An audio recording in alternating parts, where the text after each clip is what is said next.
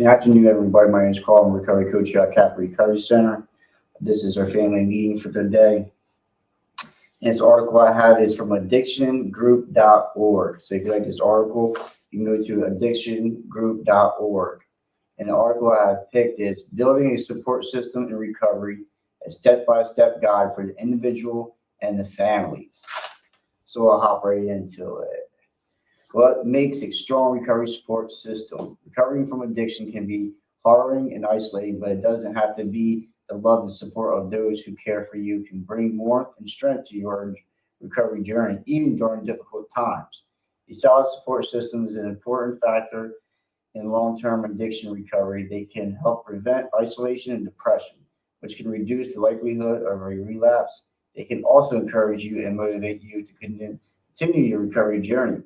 A good support system can care for you and keep you accountable for your actions. But what makes a healthy support system? In this article, we'll explore what it means to build a support system. Yeah, so if you're an addict and you're seeking recovery, we definitely need a support system. We need people that are trustworthy, that you can confide in, and that can be family, friends, support groups, meetings. So, I tried to do this alone for the longest, many, many years, trying to get clean on my own, and it never worked until I surrendered and seek some help, professional help. Then for aftercare, the support of my family, support of my sponsor, the meetings, mentor, my pastor, stuff like that, where I seek my support is where I got my help. The next one is who should be part of your recovery support system. Everybody's not for everybody, so you have to be careful who you pick to be in your circle. I sure did. The people in your support system should be understanding, empathetic, trustworthy, and compassionate. It should include people who are good influences, care for you when you need it the most, and are open about communicating their boundaries. You should ask these people outright if they'd be willing to help you in your journey and if they be open to your relying on them for extra support. Supporting someone recovering from addiction can be taxing. So make sure you clearly explain what you will need. While your support system can be great for your recovery journey, remember that aren't there to solve all your problems for you. Understand that some people won't be up to the task as well. You should consider the following when building your support network. Yeah, we have to be careful who we pick to be in our circle. Even not in recovery, just in life in general, we have to be careful who we trust, who we confide in. I'm very cautious and aware of my surroundings and the people that I surround myself with, because where I came from and the lifestyle that I lived, it was all around mistrust, not being honest, what I can get from you and what you can get from me. So you have to be careful who you surround yourself. And since I've been in recovery, you ever heard that saying, people, places, things? It's very true. I don't hang out with the same people that I used to use with. I don't hang around the same places. I don't put myself in sticky situations anymore. I'm very conscious and aware of, who I choose to trust and who I want in my life. So I definitely need a strong support system. And I have that today. Like I can call in the middle of the night somebody.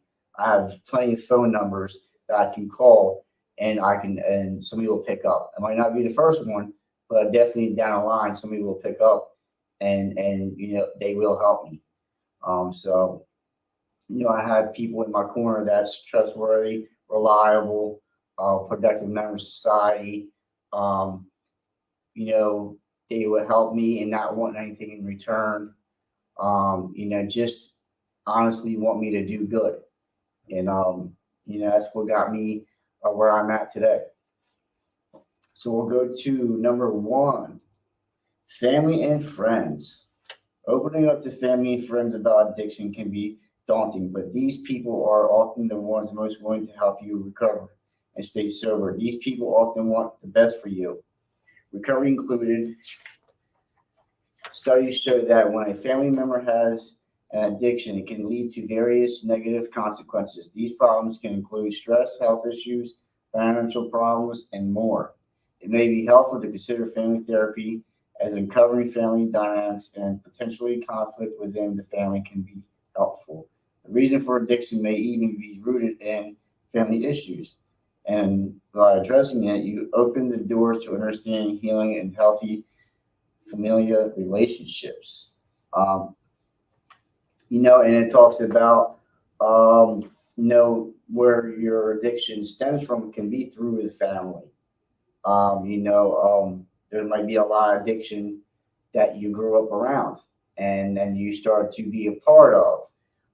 So if that's like what's going on in your situation, there's always counseling and therapy. So you always want, somebody that knows what they're doing, right? You want you want professional help. You want the proper treatment.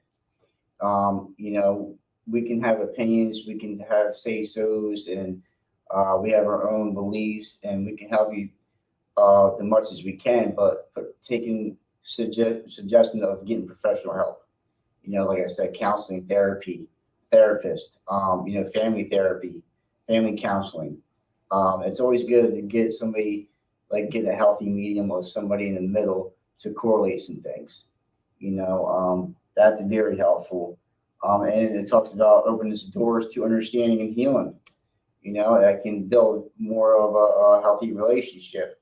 Something that was broken can be rebuilt through the proper treatment and professional help. Number 2, sponsors or mentor. A sponsor or recovery mentor can help you through addiction recovery. When choosing a sponsor, it's important to find someone reliable, trustworthy, and understanding. They can help you in different ways, including offering friendship and support, teaching you coping strategies, helping you manage cravings, supporting you through a relapse, hold you accountable for your actions. Sponsors are typically people who have recovered from addiction, and as well, because of this, they can offer advice based on experience and provide a unique perspective on recovery. Just for the addict, right? I have a sponsor, and that's like my first true relationship. Think about it. I had many relationships in active addiction, right? But they were unhealthy relationships. Even with my family, because it was all rooted into me.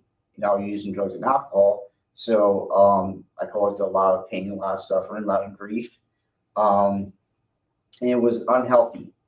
This true relationship with my sponsor built other relationships in my life. I rebuilt my relationships with my family, my friends, my new family, my new friends, and as a family member, you need your outlet too. It's like it's a family disease. It's not just the individual, right? It's just not the addict. It's the family disease. So they need to go through their process too. And it doesn't have not going to be a sponsor, but it could be a counselor, a therapist. Because it usually, just my opinion, sometimes it just don't work. If the addict is, working on themselves and the family's not, it's going to keep clashing, right? Or if the family member's doing all the work and the addict is still like at bay and not working too much of recovery, they're still going to clash. So when they work together and work separately, but they need professional help so they can heal and deal with what's going on. So it's always to get somebody that supports you. Number 3, therapist or counselor. A therapist or a counselor plays an active role in your recovery. From beginning to end, they provide a safe, non-judgmental space for you to explore your relationship with the substance abuse. They often work with doctors and other health professionals to create an addiction treatment plan tailored to your needs. They also offer a wide range of therapeutic techniques to help you manage cravings, triggers, and other problems you might face in recovery. Therapists and counselors are also equipped to deal with the psychological and emotional weight you may be carrying. While friends and family are there to support you, they may not have the coping mechanisms or skills needed to handle the intense emotional swings involved in addiction. Yeah, so our families and friends is a great support system, right? And like I'm a recovery coach, so we're a great outlet and a great support system. But like it's a different perspective, and when you get a therapist and a counselor and they know what they're doing, it gives you a lot more help than you need. For me, since I've been in recovery, I like all the help I need. If it's like I said, I got sponsor, I go to meetings, I go to church. So I do a lot for my recovery, and it's always good to seek help, and get professional help. Because that's if you want to uh, live your life without using drugs and alcohol, some of these things I want to say you must do. Let's see here. Support groups. Support groups provide a community of people with similar experience that can help you feel less alone when you're struggling with addiction and offer different perspectives. These groups also allow you to share your stories or experiences benefiting your emotional health. Some examples of support groups include Alcoholics Anonymous, Narcotics Anonymous, and Smart Recovery. And there's for the family and people that deal with grief and all kinds of other things can be Al-Anon. So there's like a lot of support out there. There's a lot of groups that you can, confide in. I thank God for NA that I choose to go to, and I thank God for my higher power that, it gave me a place where I can recover, where I can work on myself on a daily basis, and it's not judgmental. Yeah, it happens. People judge, people think, but like today, I have a lot of confidence in myself to share and not care if I'm going to be judged or not. These support groups that I go to really saved my life. Still is to this day. And I remember when I first got in recovery, I was like, man, I have to go to these support groups and these meetings for the rest of my life. Like, I couldn't wrap my head around it, right? Until like it took one day at a time, and some trust, some faith, some dedication, and some work. Working on myself, I began to choose another way of life. And that's through sponsorship meetings and the support of family, friends. And there's here at Calvary Recovery Center, we welcome all pathways. Anywheres but backwards, right? We're trying to get to the destination safe. So that's what we do. We welcome all pathways. Let's go to number 5, your doctor. Your doctor will know what medications you should take during recovery. Additionally, they can monitor how well you've been improving and how much you should be tapering. However, the most important part of having a doctor is for emergency crisis during recovery. You may experience withdrawals or strange other symptoms. In this case, having a doctor on call can be life-saving. It can also be good for you, loved ones, because a doctor can inform them about what they must do for you. Yes, this is very crucial. So, like, when I was in active addiction, I didn't care about going to the doctors, right? I went, but I was drug seeking, right? I went all for the wrong reasons. I didn't care about my health. I was running rampant, through the streets, and I was using, abusing, and this and that, and sharing this and that. So, like, thank God I didn't really catch anything that I couldn't get rid of. So like hepatitis C. There's all kinds of things out there that um, that can kill you. If the drugs and lifestyle is not going to kill you, you know, medical issues, not taking care of yourself. There's a lot nowadays. A lot of people are getting real bad infections, flesh-eating diseases. Terrible stuff. That's all from active addiction. So it's crucial when you get in recovery to get a doctor. I got a primary doctor. I see her every 3 months. Get checkups, blood work. And if I do have something going on, I get the proper treatment. Right? I see a doctor. They're professionals. And they're worried about my well-being. So I take the proper procedures to take care of myself today. Very, very crucial. Like, think about it. We get clean, right? We put the drugs and alcohol down, and we don't worry about our health, right? It will catch up sooner or later. We're not invisible, right? But we have to, take the proper steps to, take care of ourselves. Self-care is crucial. Can therapy be part of your support system? As mentioned before, therapy is an essential part of recovery process. By going through therapy, you can explore your thoughts and behavioral patterns related to addiction. You can discover the root of your triggers and how they affect substance use in therapy. It can also address any underlying issues of mental health disorder, co-occurring disorders that can contribute to your addiction. A study showing that half of psychotherapy patients improved after 8 sessions, 75% got better after 6 months. So therapy, a lot of you probably heard, addiction and mental health is co-occurring. It's always together. A lot of us don't know if the addiction came first, then the mental illness, or the mental illness, then addiction.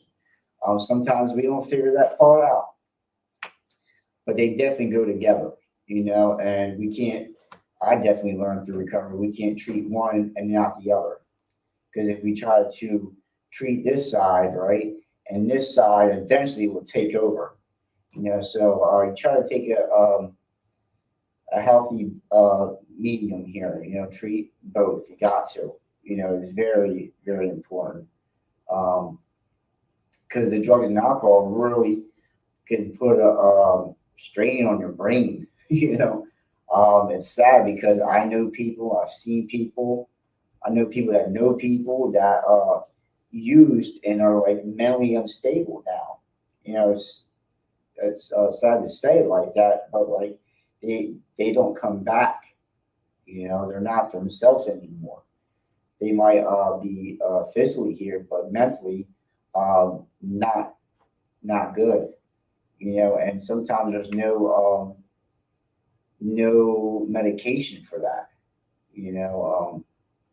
So it's crucial, man, to like I learned to hit all aspects in our recovery: the mental, the physical, the spiritual.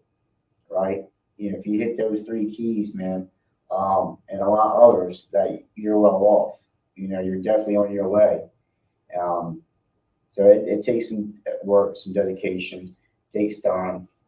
But yeah, therapy definitely can be a big part of your support system, not just for the addict, right? It can be for the families as well. The more the merrier. It definitely gets better. All right. Can support groups aid in recovery? Support groups are a powerful tool for maintaining sobriety. They offer a safe space to share your experience and challenges, surrounded by people who understand what you're going through. Amen. This sense of community and understanding can be incredibly comforting in early recovery, helping to fight feelings of isolation. Listening to other stories of addiction and recovery can also foster a sense of belonging. There are many support groups programs available, including online options, each offering unique approaches and strategies to help you on your journey. Those who participate in peer support groups have reduced relapse rates from 24% to 7%. Wow. Okay. Yeah. So people that engage in support systems and peer support groups talks about reducing relapse. Yeah, like how can you not think about it?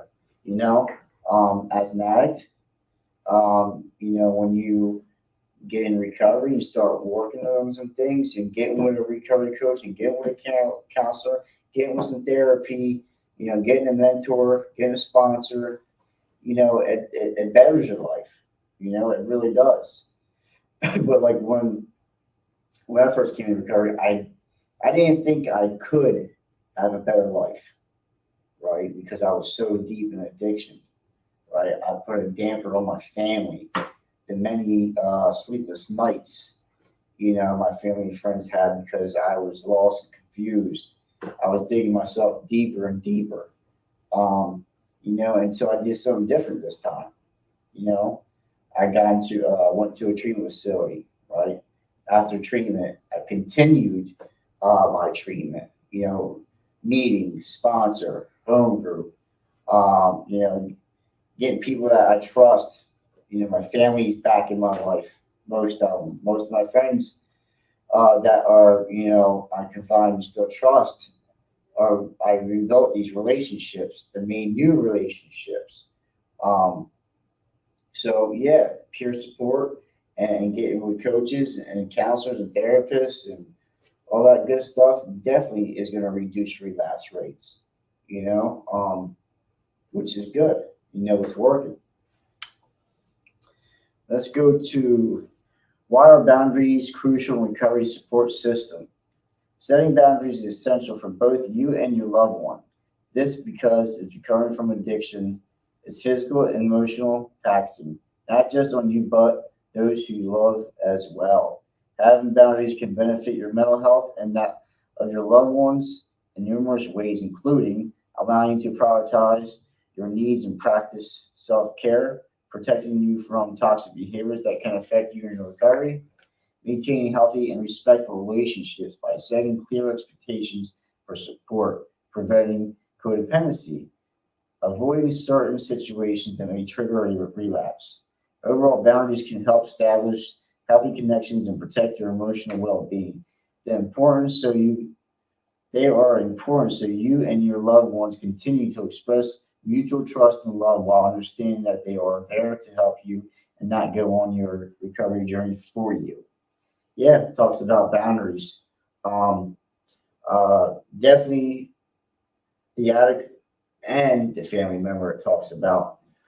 So there's got to be boundaries and a mutual ground for both sides. Um, because we come in recovery or even active addiction, we're crossing boundaries left and right. There was no boundaries. It didn't matter, right? So when you get in recovery, there's got to be some give and take there, and the family members can cross some boundaries too.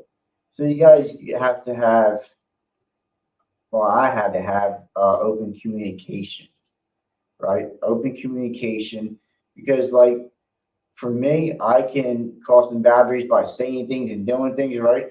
But on the family side, can do the same, right? So we have to establish that, like, that's not me no more. We're trying to have a healthy, trying to have a healthy, relationship today. So both sides got to work together. Set some boundaries in play, and stick with them. For both sides, like I said, it's very important because then you don't want the person to relapse and for that to cross boundaries to the family, and then they don't trust you no more. So what I'm trying to say is open, healthy communication, is really beneficial to your recovery. And sticking with the boundaries.